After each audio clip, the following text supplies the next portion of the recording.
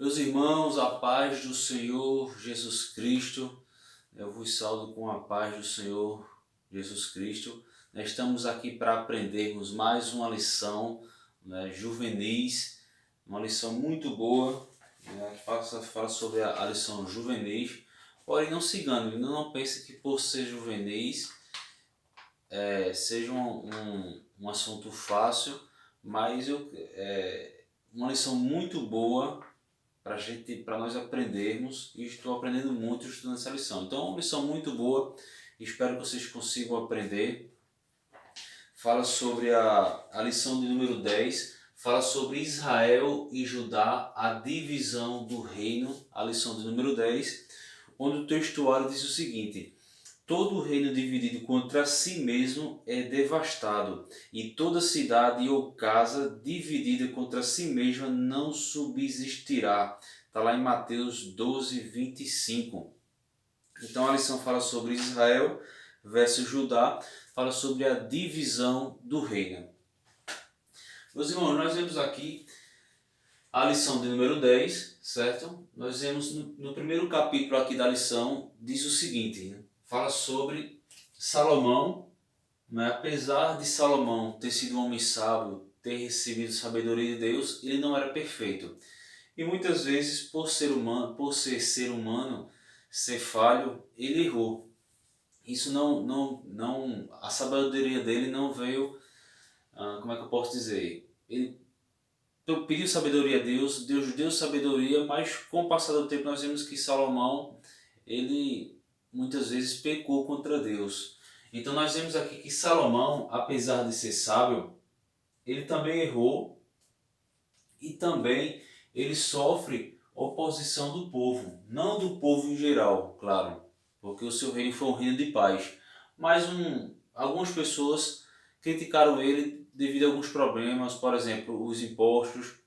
Então nós vemos que apesar disso, nós sabemos que a história de Salomão, que quando ele por ter muitas mulheres, por Salomão se tornar mulherengo, nós vemos que ele teve muitas mulheres e isso foi um dos erros dele, porque muitas mulheres eram de outras nações.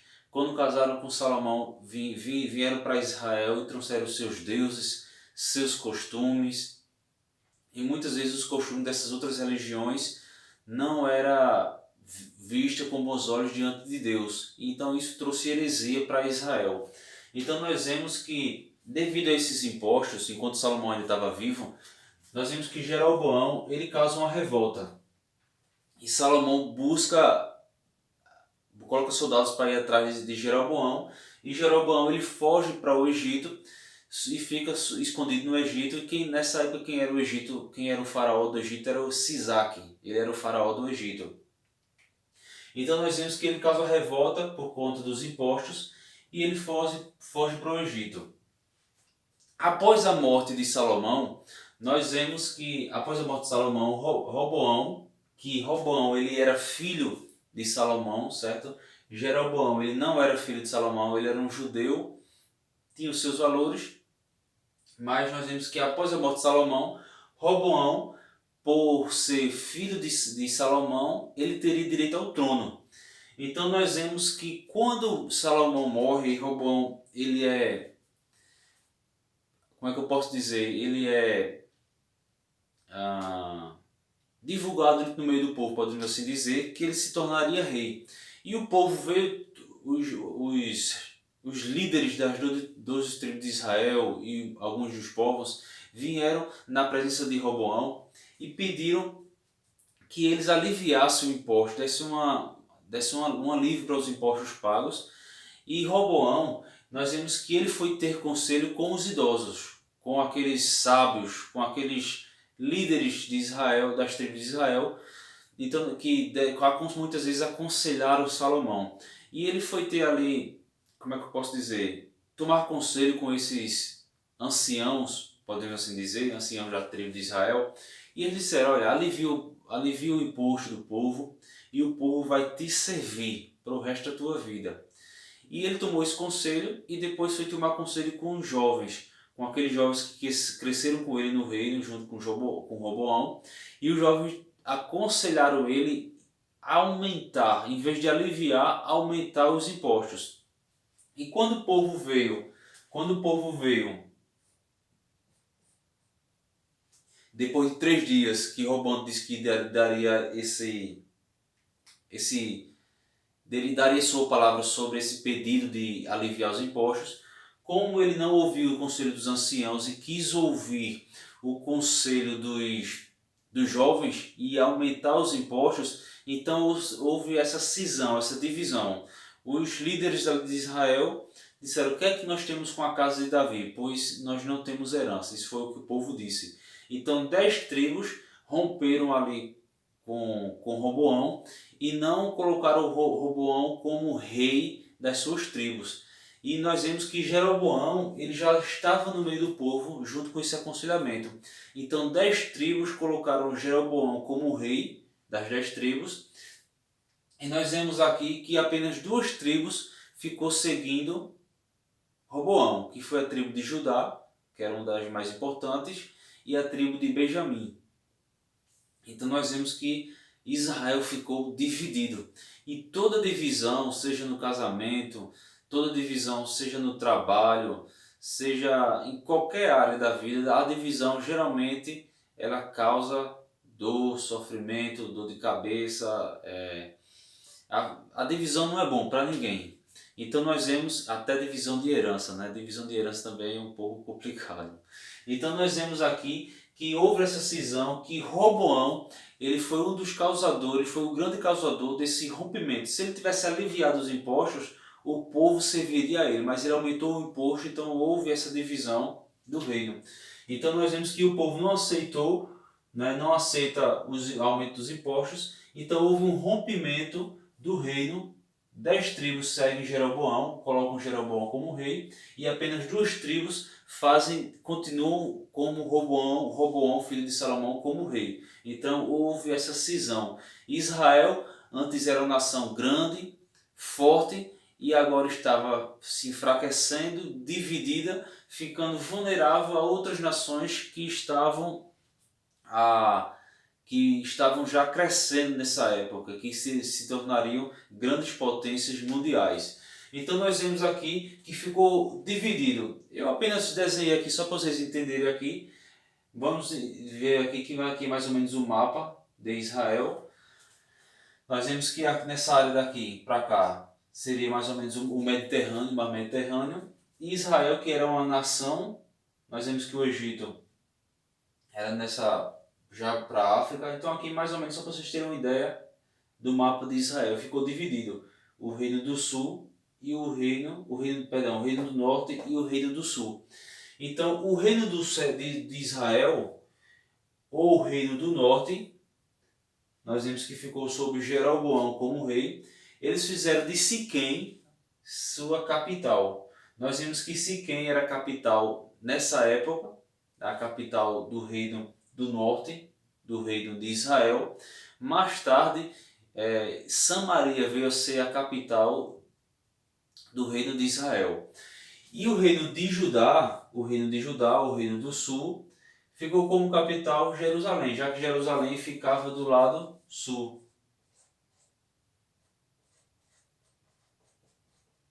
Então nós vemos que Israel antes era forte, após a divisão fica fragas e suscetíveis aos rivais da época.